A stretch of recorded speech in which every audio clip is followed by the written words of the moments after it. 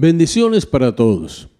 El libro de Malaquías, capítulo 1, versículos 1 al 5 nos dice de la siguiente manera: Profecía de la palabra de Jehová contra Israel por medio de Malaquías. Yo os he amado, dice Jehová, y dijisteis, ¿en qué nos amaste? ¿No era Esaú hermano de Jacob? Dice Jehová. Y amé a Jacob y a Esaú aborrecí, y convertí sus montes en desolación, y abandoné su heredad para los chacales del desierto. Cuando Edom dijere, nos hemos empobrecido, pero volveremos a edificarlo arruinado, así ha dicho Jehová de los ejércitos, ellos se edificarán y yo destruiré, y les llamarán territorio de impiedad y pueblo contra el cual Jehová está indignado para siempre, y vuestros ojos lo verán, y diréis, sea Jehová engrandecido más allá de los límites de Israel. Amados por Dios, nuestro tema en el día de hoy.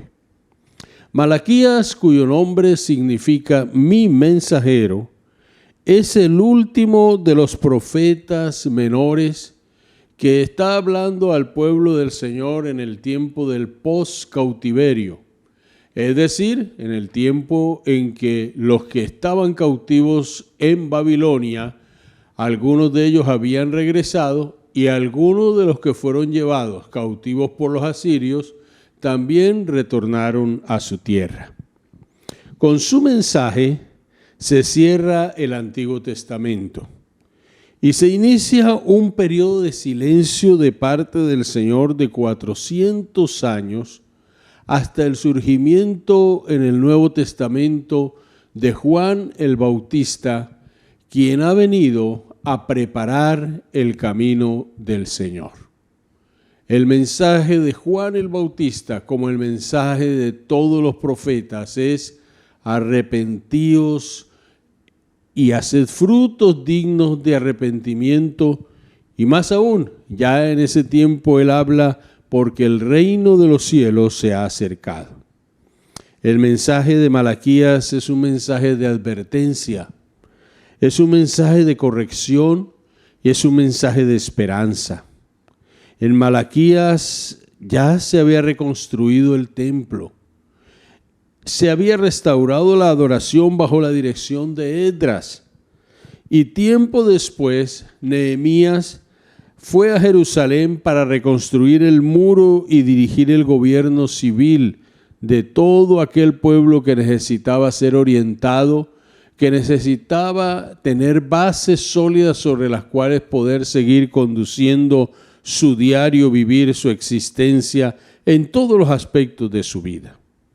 Se dice que luego de ese proceso, de ese tiempo, Nehemías regresó a su puesto de copero del rey de Persia.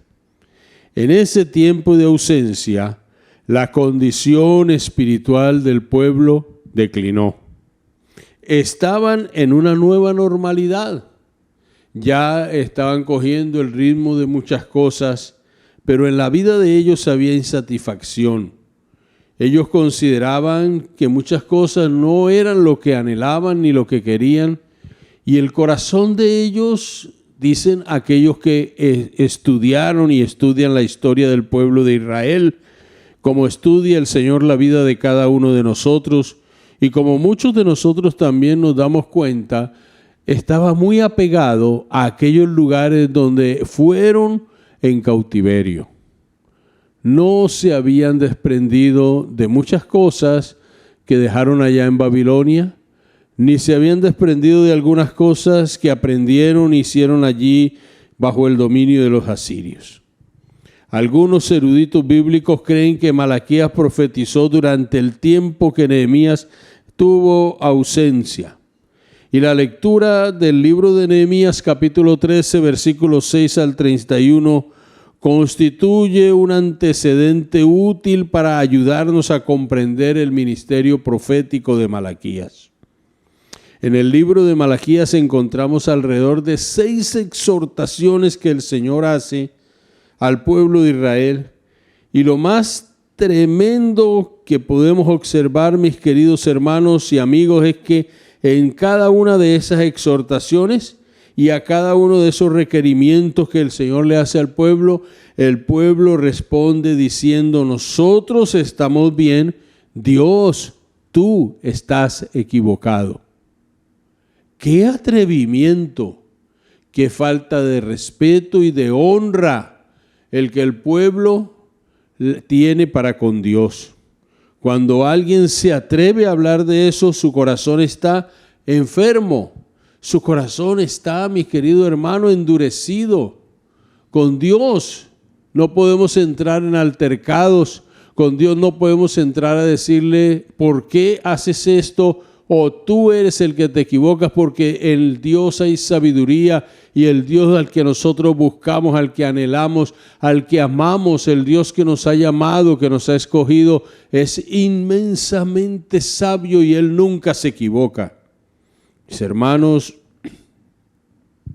el pueblo discute con el Señor porque el Señor les confronta.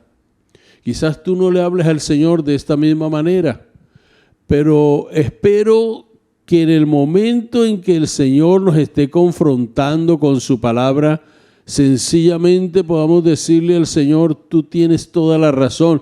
Algunos no hablan como el pueblo de Israel diciéndole: no, tú eres el que estás equivocado, pero con nuestras acciones le estamos diciendo al Señor: no nos interesa lo que tú nos estás diciendo.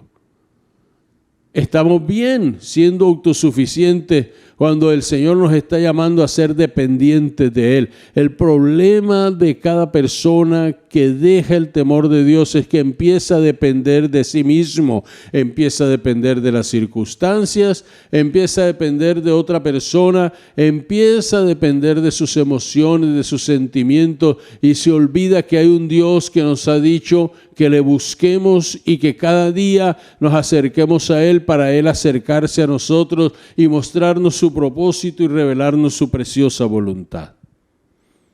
Ellos siguieron sus ritos religiosos, pero les faltaba convicción. ¿Convicción de qué? ¿De quiénes eran ellos?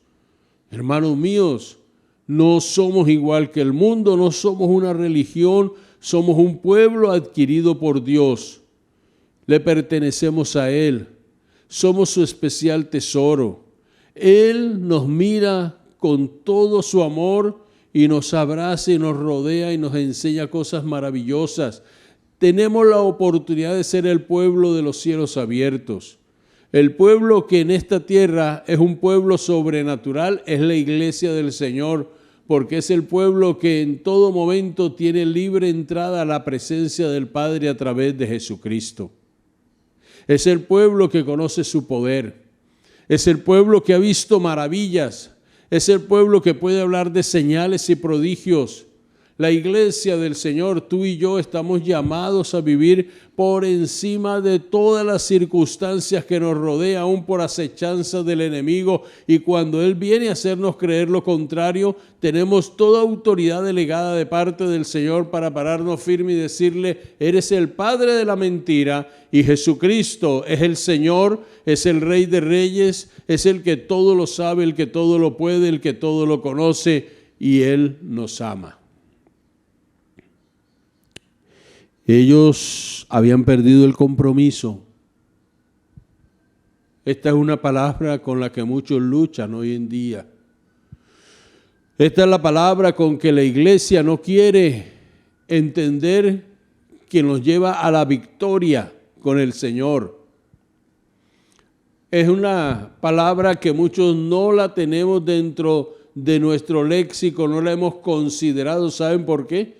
Porque es la palabra que nos lleva a morir a nosotros mismos. Compromiso quiere decir: me niego a mí mismo y hago la voluntad de aquel que me llamó. Ellos habían perdido, igual que muchos de nosotros, la vivencia del Señor y su palabra en sus vidas.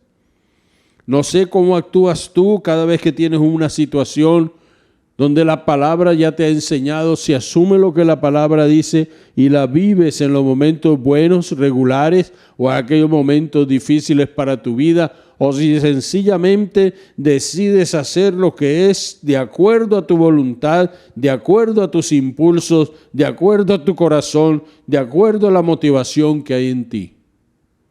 Porque cuando cada cosa está sometida a la palabra de Dios y cuando la palabra de Dios abunda en nuestros corazones y gobierna nuestras vidas, mi hermano, la bendición del Señor nos está acompañando permanentemente.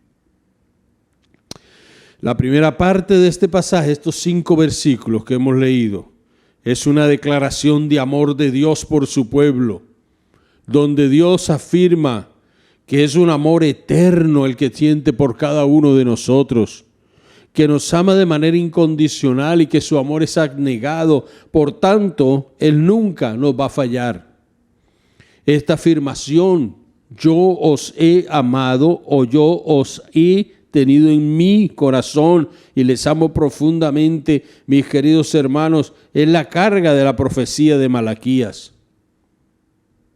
Cuando uno ama, se preocupa por la persona a la que ama. Y Dios se preocupa permanentemente por su iglesia. Dios es un enamorado de su pueblo. Él quiere capturar la voluntad de su pueblo para que el pueblo viva conforme a lo que Él le dice, porque Él sí sabe lo que a ti y a mí nos conviene. Todo lo demás debe verse a la luz de esta confesión en el libro que estamos estudiando. Yo os he amado. ¿Cómo nos ama? En primer lugar, Dios nos ama con amor eterno. El profeta Jeremías en el capítulo 31, versículo 3, nos dice a nosotros que el amor de Dios para con su pueblo es tal que Él recibe un mensaje del cielo que le dice el Señor: con amor eterno te he amado, por tanto te prolongué mi misericordia. Hermanos míos y amigos, es por la misericordia del Señor que no hemos sido consumidos. En medio de luchas, en medio de todo lo que usted vive y que yo vivo, aprendamos, mis queridos hermanos, que Dios piensa en nosotros y de pronto se inflama su misericordia. La misericordia del Señor es más grande que los cielos. Y Él sencillamente en su amor eterno, Él decide amarnos. Y Él se lo expresa al pueblo cuando le dice: mira, yo les he amado. Y ellos le refutan. Y cuando refutan, dice que yo decidí amar a Jacob más que a Esaú. Aunque el propósito y el corazón de Esaú se habían desviado de él, el Señor había puesto sus ojos sobre Jacob. Y el Señor iba a cumplir ese propósito en la vida de este varón. Así como el Señor, mi querido hermano y amigo, cumple el propósito con la vida de cada uno de nosotros. Más con aquellos que ya hemos entregado nuestro corazón a Jesucristo, cuando un día escuchamos esa palabra maravillosa que nos invitó al arrepentimiento, cuando nosotros consideramos que es cierto lo que la Biblia nos dice y que cada hombre necesita entregar su vida a Jesucristo, recibirle como su Señor y Salvador y empezar a vivir de acuerdo a la palabra. Cuando hicimos ese acto de fe, de nuestra voluntad, que la palabra penetró y tocó nuestro ser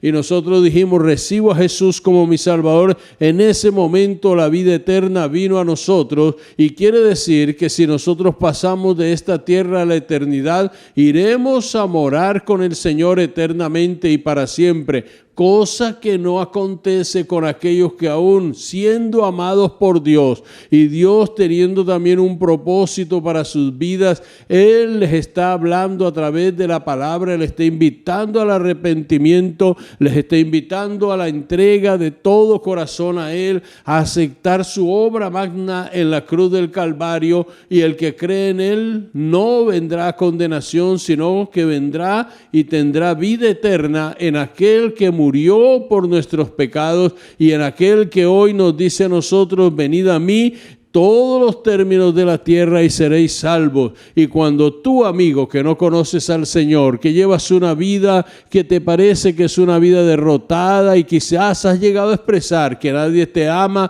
y que no hay Dios, quiero decirte: Dios te ama tan grandemente y eternamente que Él ha establecido un camino que es recibir a Jesús, que es el camino, la verdad y la vida, y que es el único que nos puede llevar al Padre. Él decide amarnos ceñido a su propósito para con cada uno de nosotros. Romanos 8:28 nos dice a nosotros: mis queridos hermanos, que a los que amamos a Dios todas las cosas nos ayudan a un bien. Esto es conforme a aquellos que a su propósito, hemos sido, le hemos recibido y caminamos con Él.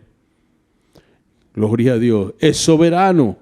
Su amor eterno pertenece solo a la voluntad de Él. Él hace como Él quiere.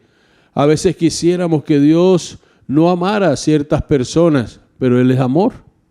Es un amor potestativo de su voluntad. ¿Sabes? Quizás tú a veces piensas que deberías ser mejor persona para que Dios te amara más.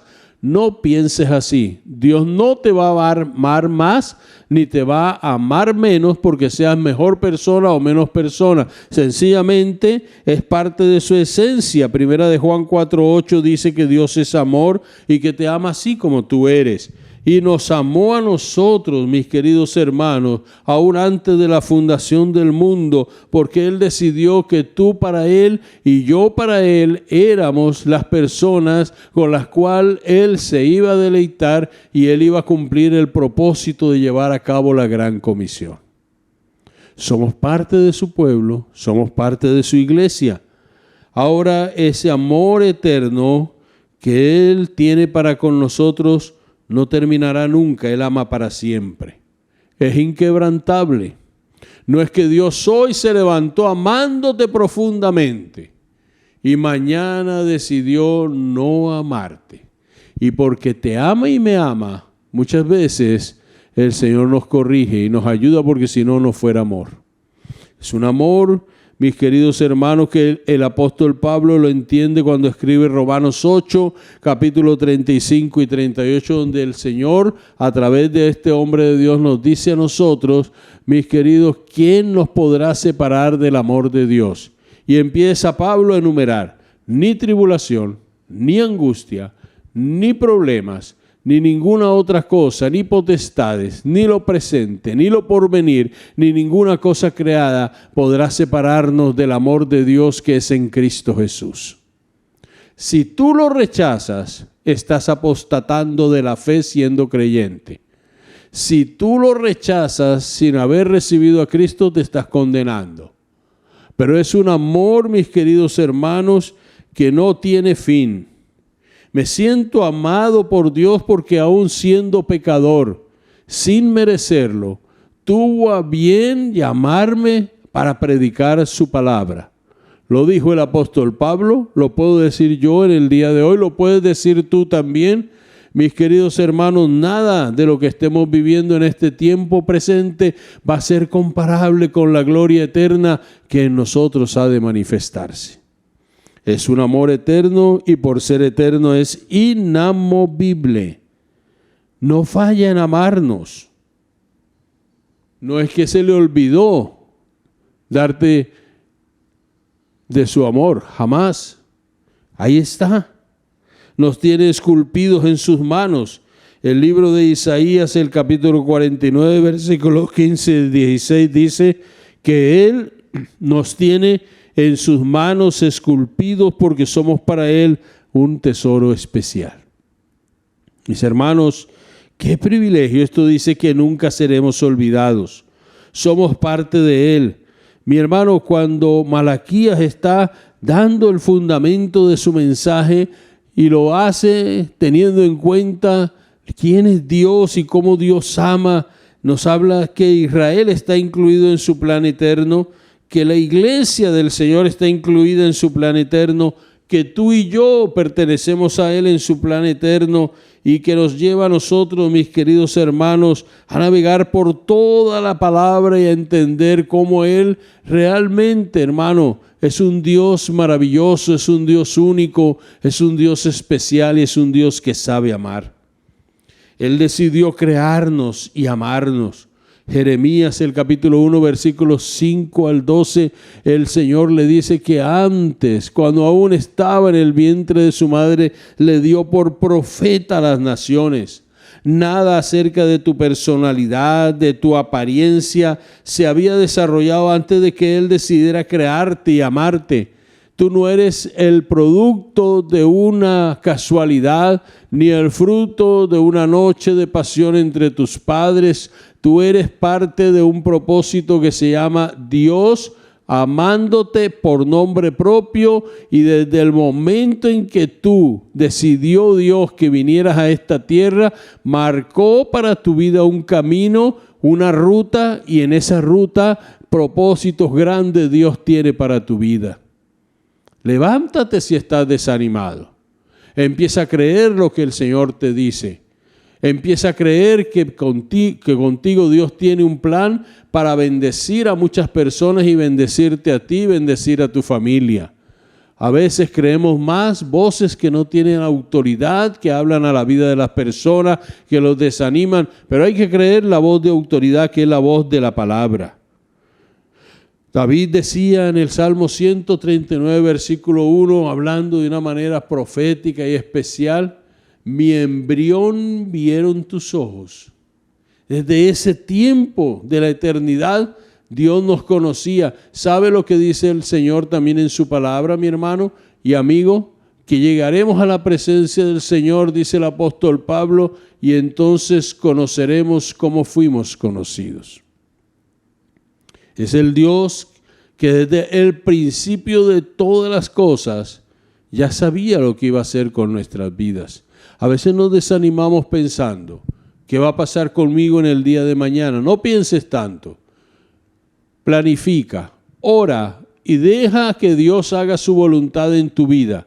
Ya Él sabe el día de mañana, ya Él sabe lo que tú y yo necesitamos. Ya Él sabe, mis queridos hermanos, cómo va a trazar cada propósito contigo. Ya Él sabe aún los alimentos que nos va a proveer, lo que nuestros hijos necesitan, lo que necesita nuestra familia, tu esposo, tu esposa. Todo está en las manos de Él. ¿Por qué te afliges? ¿Por qué desmayas? ¿Por qué dudas de ese amor eterno? ¿Por qué crees que hay cosas en este mundo que pueden llegar a ser superiores al amor que Dios siente por cada uno de nosotros? Desestimemos todo lo que nos aleje de Dios y acerquémonos a Él, fuente de agua viva, roca fuerte, aquel en el cual tú y yo podemos acercarnos y refugiarnos y creer que lo que Él va a seguir haciendo con nuestras vidas es grande. Mira, si Dios remece cosas de ti, si Dios remece personas de tu lado, si Dios mueve circunstancias que son dolorosas, jamás dudes que hace parte de ese amor eterno, porque el amor de Dios para contigo y para conmigo jamás te va a destruir, te va a ayudar a edificarte, te va a ayudar a avanzar, te va a ayudar y me va a ayudar a ver con los ojos espirituales lo que con los físicos muchas veces no pudimos ver o no alcanzamos a darnos cuenta. Dios sabe lo que hace con tu vida y con mi vida. Enfócate en lo que es la voluntad de Dios para ti. ¿Cómo nos ama? En segundo lugar, nos ama de manera incondicional. Esto es increíble, esto es importante. Si Dios acepta a Jacob, que no era mejor que Esaú, pero que tenía su corazón más inclinado hacia él. Si en cosas de carácter tú ves a Jacob y algunas cosas que él hace, a veces a nosotros nos incomoda, porque Jacob, cuyo nombre es engañador, fue cambiado su nombre cuando tuvo un encuentro con el Señor, que tocó su muslo, y a partir de ese momento, dice la Escritura, Jacob adoró apoyado en su bordón. Ahí cambió y empezó a depender de Dios en adoración, cuando ya el Señor tuvo con él esa lucha hasta el alba, y para que lo soltara, porque Jacob le decía, no te dejaré si no me bendices. El ángel le tocó allí, y cuando le tocó, entonces Jacob empezó a tener una vida dependiente de Dios. Es importante que quedó ese hecho, que adoraba apoyado en su bordón, en el libro de Hebreos, el capítulo 11. Hermano, en ese amor incondicional nos acepta como somos. Usted hace esfuerzos para cambiar. Pídale al Señor que lo cambie. Pídale al Señor que lo trabaje en su corazón, que el carácter de Cristo sea formado en ti. Cuando el carácter de Cristo es formado en nosotros, estamos viviendo una de las experiencias más dolorosas y emocionantes de nuestra vida, porque empezamos a morir a nosotros mismos y empezamos a vivir una etapa de nuestra vida totalmente reconfortante, porque se van abriendo espacios a las cosas espirituales y muchas cosas de nuestra carne empiezan a ceder, muchas cosas de nuestra carne empiezan a ser trabajadas de una manera profunda por el Espíritu Santo de Dios. Es ahí cuando vasijas se quiebran y empezamos a darnos cuenta que no es por nosotros esforzarnos que Dios nos acepta así, es que Dios quiere trabajar el corazón de cada uno de nosotros.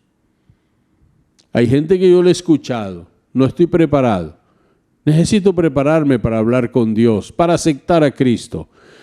Cuando la palabra nos enseña todo lo contrario, Él vino a buscar y a salvar lo que se había perdido.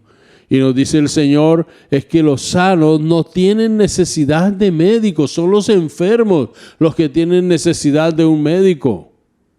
Es que no es la gente que se arregla a sí misma la que ya está preparada para venir al Señor. Usted puede hacer esfuerzos personales, usted puede hacer obras de su voluntad y decir no hago esto y no hago aquello, pero sabe una cosa, nada de eso le va a traer salvación. Usted puede hacer todo, pero la Escritura dice, de modo que si alguno está en Cristo, nueva criatura es, las cosas viejas pasaron, todas son hechas nuevas. Es decir, usted necesita nacer de nuevo para que usted pueda disfrutar de cosas que Dios tiene para darle y dejar que el Señor le siga ayudando, le siga ministrando poderosamente. Allí donde nadie ha podido llegar, donde están los secretos de tu alma y de tu corazón, allí el Espíritu Santo de Dios puede trabajar con un amor, mi querido hermano, que en su hecho de ser incondicional es invariable. Aunque pequemos y fallemos, no va a dejar de amarte. No va a dejar de amarme. Nos invita a ir a Él. Y nos dice que abogado tenemos para con el Padre, a Jesucristo el justo, quien es el que puede cambiar tu vida y mi vida. Es invariable porque el Señor no sufre cambios en su estado de ánimo. No es que hoy el Señor se levantó eufórico y mañana se levantó triste y pasado mañana tiene rabia contigo y hoy quiso decirte que te ama y mañana no te dice nada. No, mi hermano, nuestro Dios es un Dios con un equilibrio único y especial. Él no tiene alteraciones emocionales. Él no tiene sentimientos enfermizos. Él lo que tiene es un corazón y en su esencia y de acuerdo a su carácter es amor. Es evidente en la manifestación de ese amor. Si tú quieres mirar el amor de Dios por lo que consigues, te equivocas. Mira, hay cosas que Dios nunca nos va a dar porque Él sabe que no nos conviene y eso es amor. Hay cosas que Dios nunca va a hacer con nosotros porque Él sabe que si las hace o si permite que tú las tengas, esas cosas no te van a permitir crecer espiritualmente y se pueden convertir en una atadura en tu alma. El pueblo había regresado de la cautividad y estaba fatigado, cansado. Ellos querían cosas innovadoras, como muchos hoy en día quieren cosas innovadoras. Algunos estaban afligidos, descorazonados, desilusionados. Pero aquí estaba el Rey de Reyes, el Señor de los ejércitos, diciéndole, oye, tú eres mi pueblo. En esta nueva normalidad que tú tienes después de regresar de ese cautiverio, tú eres el que necesitas algo que yo tengo para darte, una renovación de corazón, una limpieza, una libertad de ataduras, de ligaduras de tu alma que necesitas cambiar, una nueva forma de ver la vida y de pensar las cosas que solamente con la mente de Cristo y llenando nuestro corazón de su palabra nosotros podemos tenerla. A veces somos escépticos para aceptar que Él nos ama. Porque no me ha dado un carro nuevo, porque no tengo ni estoy en la mejor universidad, porque no he podido casarme. yo creo que Él no me ama, o porque sencillamente no tengo un trabajo como el que yo quisiera tener y otros no han podido ubicarse en esa área de su vida laboral. Y a veces decimos, ¿y dónde está el amor de Dios que me permite pasar por todo esto? Pues quiero decirte que cada una de las cosas que vivamos, mi hermano, hace parte del propósito divino, lleno de amor, para ir consolidando hombres y mujeres de carácter cristiano que dependan del Señor y que conozcan al Dios vivo y verdadero. Cuando Job tuvo todo material y emocional, cuando tuvo los hijos que eran para él una gran bendición como lo son para nosotros, Dios permitió que todo eso se fuera de su vida. Y cuando todo eso se fue de su vida, entró en crisis y vivió momentos difíciles. Pero dice la Escritura que Job adoraba a Dios.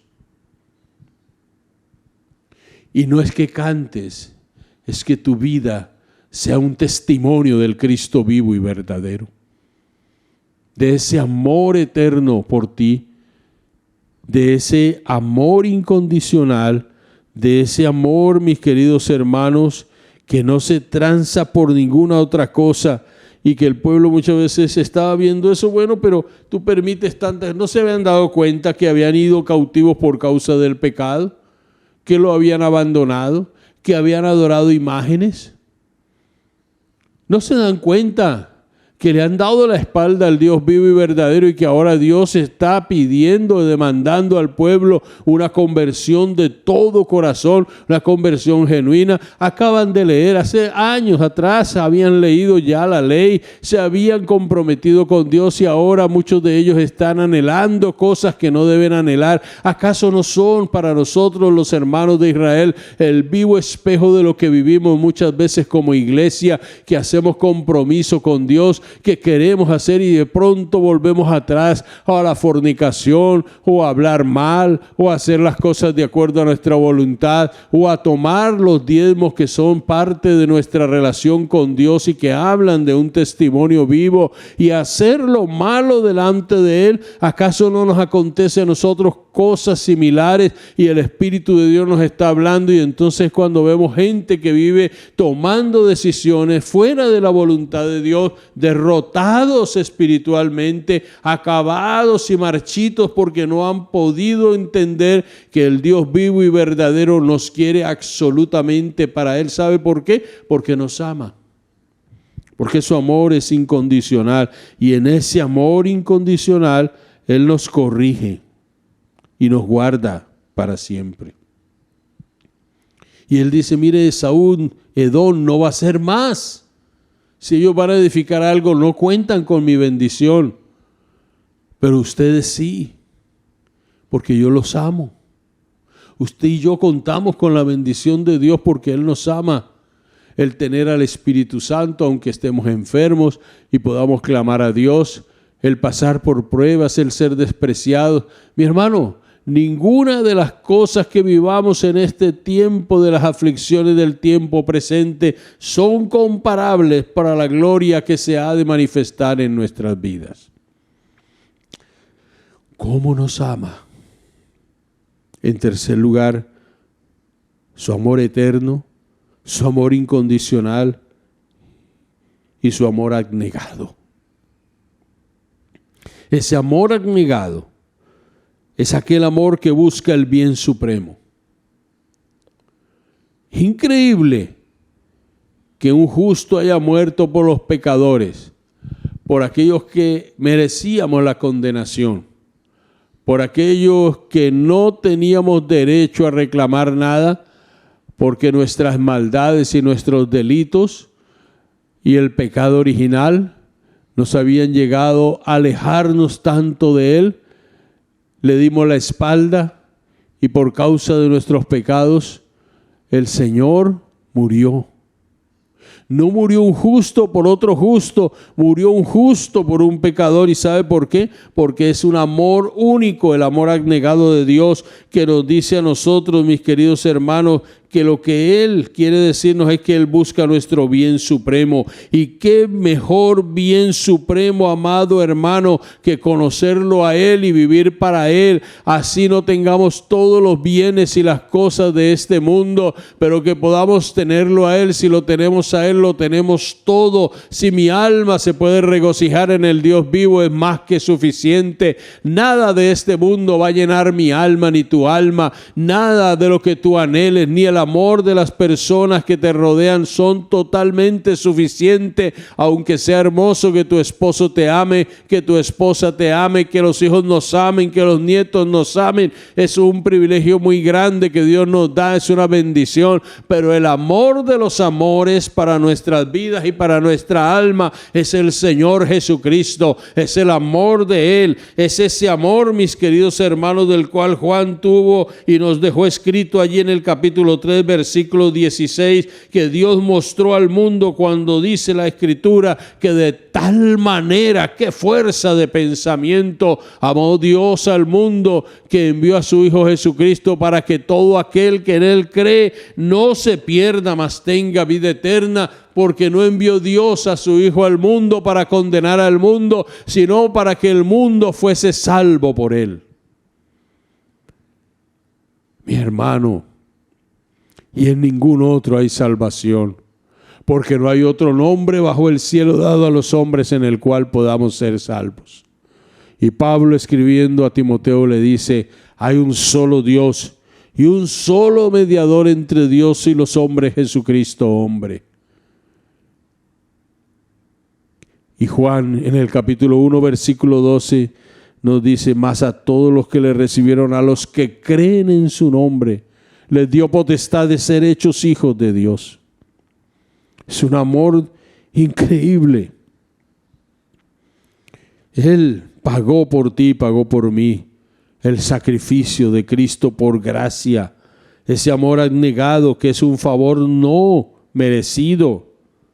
Y que cuando Él vio a sus discípulos antes de ir al Getsemaní, antes de ser entregado por ellos o por Judas, mi hermano, en el capítulo 13, versículo 1 nos dice a nosotros que nos amó hasta el fin. Si de algo puedes tú estar seguro y puedo estar yo seguro, mi querido hermano, que aunque nada en este mundo es estable, aunque todo sea cambiante, su amor nunca cambiará. Él nos rodea. Él en este día, tu corazón herido, cansado, fatigado, a tu soledad, Él le dice: yo te amo, ven a mí. Sus manos están extendidas las 24 horas del día de nuestro tiempo medible, porque Él tiene un tiempo que no es medible. Es el tiempo de la eternidad en el cual Él está allí hablando y está enviando mensaje de la palabra a todo el mundo, y sus manos están extendidas diciéndole a la gente: venid a mí el que está trabajado y cargado, yo lo haré descansar. ¿Y sabe por qué nos hace descansar? Porque nos ama. No hay algo que lo inquiete a uno más como padre que cuando un hijo pasa por momentos difíciles. Quisiera uno que nuestros hijos nunca vivieran momentos difíciles, pero es inevitable. Tienen que vivir su propia vida, tienen que enfrentar sus propias realidades, tienen que estar allí enfrentando el hecho de que también son pecadores y que necesitan de Cristo si no lo han conocido. Y si nosotros hemos hecho bien el trabajo y hemos llevado a nuestros hijos a que conozcan a Jesús como su Señor y su Salvador, pues ellos lo harán a su vez con sus hijos, y así habrá una generación de bendición. Y eso va a ser algo grande para la vida de cada uno de nosotros, para la vida de nuestros hijos también. Mis hermanos, no olvidemos que su vara y su cayado nos infunden aliento, que Él es nuestro pastor. Concluimos y decimos que el amor de Dios es constante y fuerte, siempre esperando para manifestarse en tu vida. Permite que, estando a solas con Él, ese amor esclarezca tu mente, tu corazón y te llene. Que si estás viviendo algún momento difícil, deja que Él te pastoree, que te ayude. Amados por Dios, El pueblo amado por Dios. El pueblo que tiene ese privilegio de saber que pertenece al Cristo vivo y lleno de poder. No te dejaré ni te desampararé. Cuando le recibimos a Él, Él puso el sello de su Espíritu en nuestras vidas y nos dice, es mío, es mía. Tú le perteneces al Señor, yo le pertenezco a Cristo. Y tú, amigo, puedes llegar a pertenecerle al Señor si le recibes como tu Señor y tu Salvador. Bendiciones para todos.